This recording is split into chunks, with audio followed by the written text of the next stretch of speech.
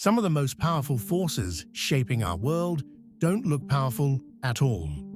They don't launch flashy products, dominate social media, or make headlines with charismatic founders. In fact, they often seem dull, slow, and unremarkable. Yet these quiet players sit beneath everything else, holding modern society together. They are the invisible giants of infrastructure.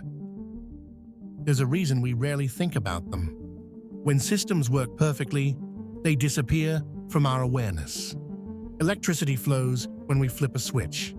Clean water arrives instantly. Food shows up on shelves as if by magic. We move through cities without stopping to think about the pipes under our feet, the cables above our heads, or the ports and railways that made those movements possible. Because these systems are always there, we treat them like nature rather than power. That familiarity creates an illusion. Pipelines look simple. Power grids look like wires. Ports look like cranes and containers. But behind those surfaces are decades of planning, billions in capital investment, political negotiation, regulatory complexity, and engineering systems so interconnected that replacing them would take generations. What feels ordinary is actually monumental, and that misunderstanding allows enormous power to operate quietly. Infrastructure companies are protected by some of the strongest economic moats ever created. To compete with them, you don't just need innovation or marketing. You need land rights, government approval, environmental clearance, community consent, massive financing, and patience measured in decades. These barriers don't slow competition. They prevent it entirely. Once infrastructure is built, it becomes the default, not because it is the best option, but because it is the only viable one. Demand for these services barely moves with the economy. People can delay buying cars, phones, or vacations, but they cannot stop using electricity, water, fuel, transportation, or data connectivity. Even during recessions, infrastructure keeps generating revenue because society cannot function without it. This inelastic demand gives infrastructure owners a stability that few other businesses can match. As these systems expand, their power compounds. A single railway has limited value, but a national network becomes irreplaceable. One data center matters, but an interconnected global cloud becomes essential. Each new connection increases the value of the entire system, locking users in and making alternatives impractical, not just expensive. Over time, infrastructure stops behaving like a company and starts behaving like a foundation. The influence of these giants is rarely loud. It doesn't need to be. Much of it happens through quiet lobbying that shapes zoning laws, safety standards, pricing rules, and environmental regulations. On the surface, these policies appear neutral. In practice, they favor incumbents who already have the assets, legal teams, and institutional knowledge to comply. Regulation becomes less a constraint and more a shield. Control over infrastructure also means control over information. Ports see what goods are moving long before consumers do.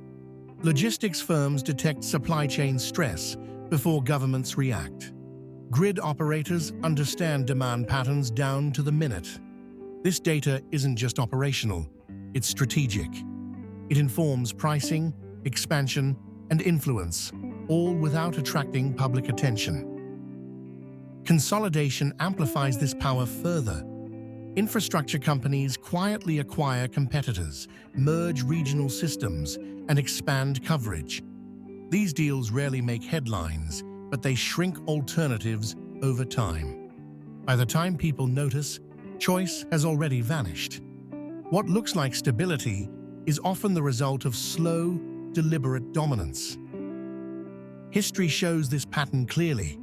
Railroads once determined which cities prospered and which declined. Control the rails, and you controlled trade. Today, fiber optics and data routes play the same role, moving information instead of steel. The technology has changed, but the structure of power has not.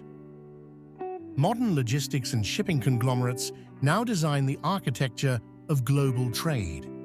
Their routing decisions, pricing strategies, and capacity choices ripple across continents.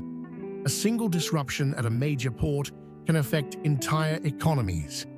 And yet most consumers have no idea who controls these systems or how concentrated that power really is. Utilities may be the least glamorous of all, but their influence is deeply personal. Where electricity, water, and gas are reliable, cities grow.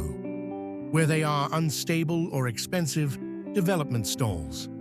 These companies quietly shape housing markets, industrial growth, and even political stability.